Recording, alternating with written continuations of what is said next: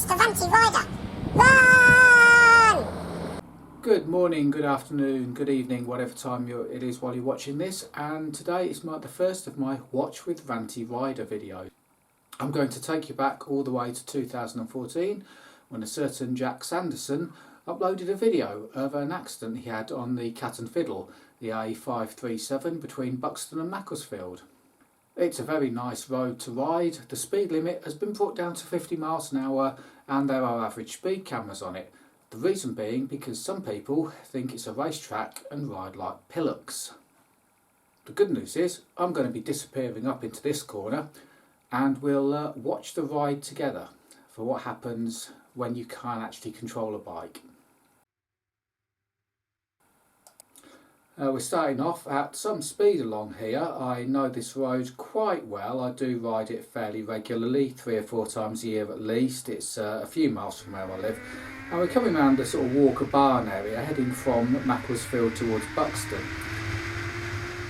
You can see that we're certainly motoring along here far faster than the national speed limit would be.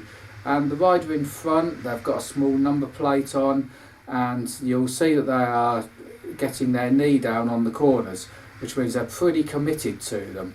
Just passing a cyclist there, looks a bit close from the rider who we're riding with. Apexing on corners, you're starting to reduce your visibility.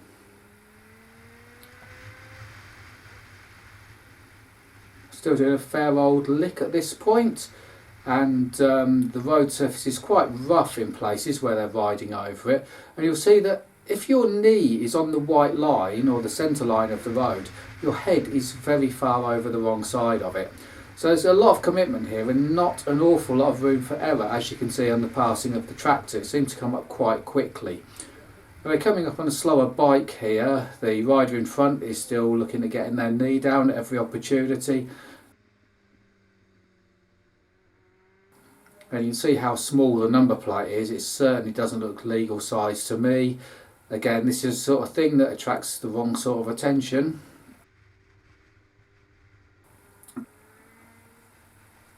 It's a lovely road, this one. I've ridden all the way along it on a Suzuki Gladius without actually having to use the brakes, just doing it all on the engine and throttle and changing gear. Quite easy to do if you've got a little bit of skill and practice under your belt. So we're slowing down now, we're coming up on another bike, there's some oncoming traffic.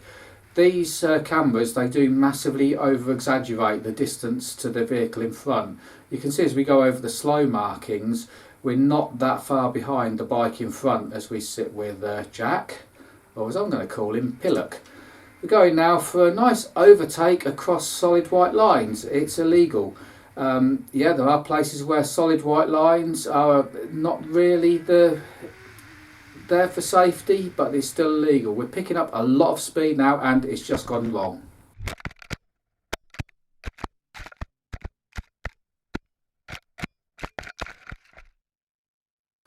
Let's replay that last little bit before the accident again.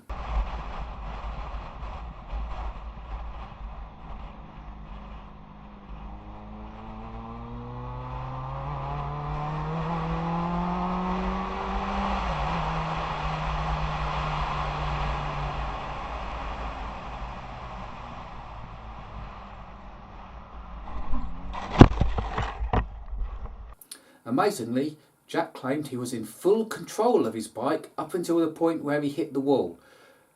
Doesn't seem to be in full control to me. His excuse was he was trying to miss the oncoming car. If he was genuinely in full control, he wouldn't have had to take that. He'd have been on the right side of the road with no possibility of hitting the oncoming car. He wasn't in full control or marginal control. So here we go with the getting up and the walk of shame from the dropped bike back up to the road. I think the bike is actually wedged in the fence and dry stone wall here that you'll see.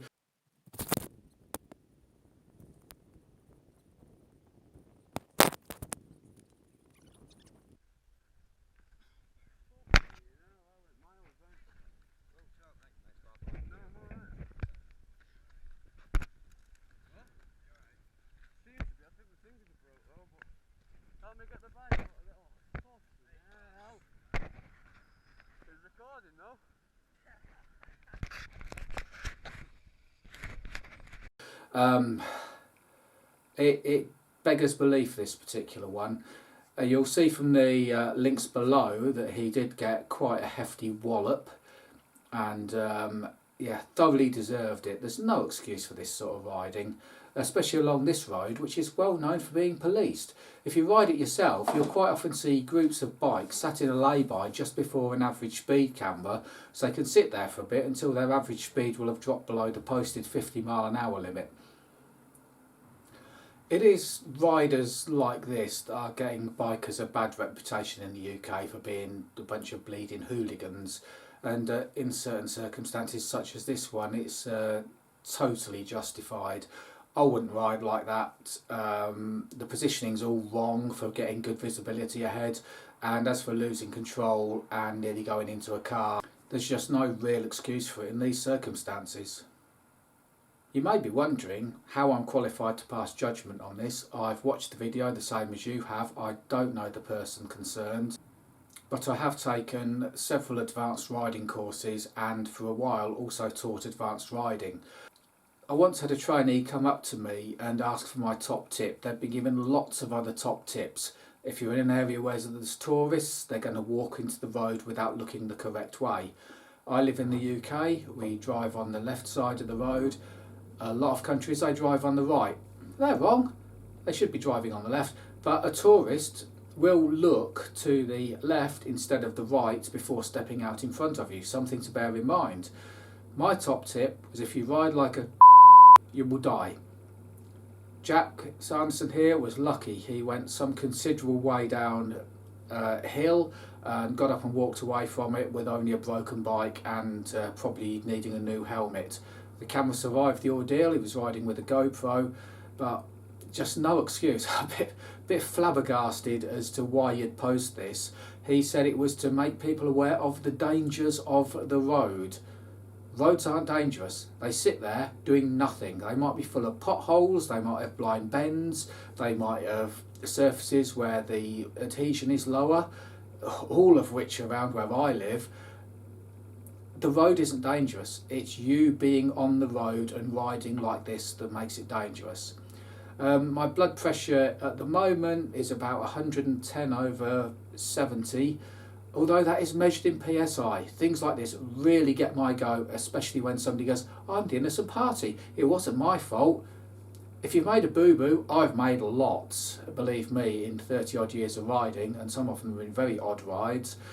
Yeah, admit to it. Put your hands up, learn from it. Don't say it's somebody else's fault. Anyway, that's enough for this rant, so I'll see you in the next one once I've calmed down a bit and the tablets have kicked in again. Bye for now.